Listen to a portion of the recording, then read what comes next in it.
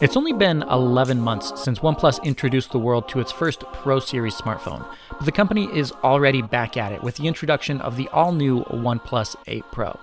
Now, for the most part, this phone features all the regular specs that you would expect from a flagship smartphone in 2020. But OnePlus is also pushing things just a little bit further to make sure its flagship device truly stands out. If you're simply looking at the hardware of the phone, it'll be hard for you to tell the difference between the new 8 Pro and its predecessor from last year. The camera setup though is slightly different due to the inclusion of a fourth camera, and you'll also notice that the pop-up selfie camera on the 7 Pro has been swapped out for one that peeks through this phone's display. Other than that, you still get the sleek metal frame sandwich between curved glass on the front and the back of the device. But this phone also has one feature that you actually can't see with the naked eye.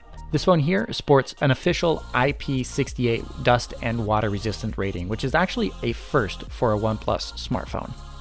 The most noticeable difference between this year's phone and last year, of course, comes down to the display.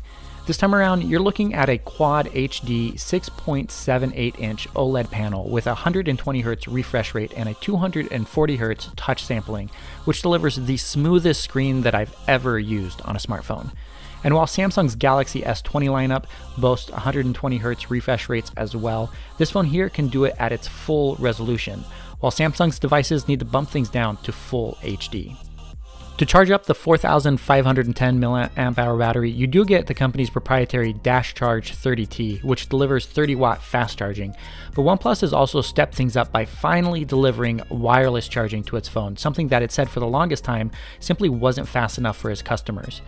OnePlus has built its own wireless charger, which can actually deliver a 30-watt charge wirelessly to the phone. But if you have a regular wireless Qi charger, that will work with the phone as well. And to take things one step further, OnePlus has also included reverse wireless charging, a feature that up until now has only really been used on Samsung and Huawei devices. The cameras on the phone have gotten an upgrade as well, with a quad camera setup which uses two 48-megapixel sensors for its standard and ultra-wide cameras, an 8-megapixel camera for its 3x hybrid zoom, and a 5-megapixel color filter camera. For those keeping track, the two 48-megapixel sensors are the same ones that Oppo is using for its premium Find X2 Pro. But it seems the sister company simply wasn't willing to let OnePlus also share the 5x periscope camera. Unlike Samsung's new Galaxy S20 lineup, you won't be getting 8K video capture out of any of these camera sensors. But OnePlus is optimizing 4K video capture at up to 60 frames per second with enhanced optical and electronic image stabilization, which work simultaneously.